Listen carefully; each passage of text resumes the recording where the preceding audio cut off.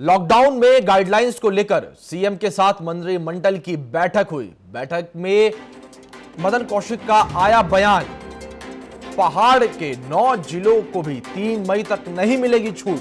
पहले लॉकडाउन में छूट देने की चल रही थी बात। शादी समारोह को राज्य में मिलेगी अनुमति। शादी में 5 लोगों को शामिल होने की इजाजत मिलेगी।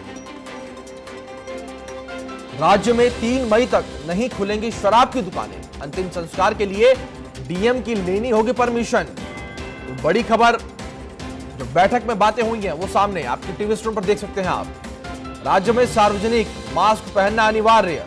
20 अप्रैल के बाद इंडस्ट्री चलाने की परमिशन मिलेगी। गाइडलाइंस के मुताबिक ही मिलेगी परमिशन। इंडस्ट्री में काम शुरू करने की परमिशन डीएम देंगे। सभी मंत्री आज से विधानसभा में बैठ सकेंगे। बड़ी खबर उत्तराखंड से जुड़ी हुई इस वक्त आ रही है। उत्तराखंड कैबिनेट की बैठक से जुड़ी हुई ये बड़ी खबर। हमारे राज्य में 20 तारीख के बाद हम उद्योगों को अनुमति देंगे। जो उद्योग 20 तारीख से पहले ऑनलाइन ऑफलाइन अप्लाई करेगा, जो भारत सरकार की गाइडलाइन के अनुसार सारा उनको अक्सर से पालन करना होगा, वो अनुमति हम दे सकते हैं। एसेंशियल सर्विस की आवश्यकता की आपूर्ति के लिए वो जिस रूप में भी हमें आवश्यकता होगी उसको हम कर सकते हैं। अन्य जो हमारे हॉट स्पॉट हैं, हॉट स्पॉट में किसी भी तरह की गतिविधि नहीं होगी। बाकी अन्य जगह ये सारी जो भारत सरकार के अनुसार हम अनुमति देंगे।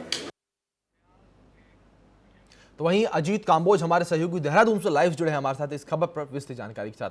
अजीत, जिस प्रकार से सरकार के फैसले सामने आए हैं बैठक में, किस प्रकार से कारगर होंगे इस लॉकडाउन 2.0 के बीच ये? बिल्कुल अभिषेक, अगर उत्तराखंड की इस वक्त की बड़ी खबर देखें तो आज से विधानसभा और सचिवालय को खोलने की परमिशन केंद्र सरकार की तरफ से दी गई है। तो आज से मुमकिन है कि सचिवालय और विधानसभा में काम होता हुआ नजर आएगा। और लॉकडाउन 2 को लेकर जो भी तैयारियां हैं उत्तराखंड सरकार की, वो अब 20 तारीख से इंप्लीमेंट कर दी जाएंगी पूरे स्टेट में। जिलों को खोलने की एक बात जो सामने आ रही थी उस पर पूरी तरह से रोक लगा दी गई है उत्तराखंड सरकार की तरफ से। किसी भी तरह से जिलों में भी कोई खोलने की परमिशन यहां से नहीं जारी की गई है। केवल इंटर डिस्ट्रिक्ट अगर कोई काम होता है तो उसको कुछ परमिशन दी जा सकती है, वो भी तब जब 20 तारीख से पहले उसके लिए अनुमति प्राप्त कर ली जाएगी। तो सरकार की पूरी कोशिश यही है कि 3 मई तक जो लॉकडाउन की एक परिभाषा तय की गई है केंद्र सरकार की तरफ से, जो आदेश जारी किए गए हैं 3 मई तक पूर्ण लॉकडाउन के, वो पूरी तरह से अक्षर उत्तराखंड में भी पालन किया जाएगा। और हूबहू केंद्र सरकार की गाइडलाइन को इंप्लीमेंट किया गया है उत्तराखंड में भी। सरकार की तरफ से अगर थोड़े जो चेंजेस हैं वो 20 तारीख तक लिए जा सकते हैं। एक बार बैठक दोबारा होगी जिस तरह की बात कैबिनेट मंत्री मदन कौशिक की तरफ से की गई है। लेकिन इतना जरूर है कि किसी तरह की बड़ी राहत उत्तराखंड में आम जनता को मिलती हुई नजर नहीं आ रही है।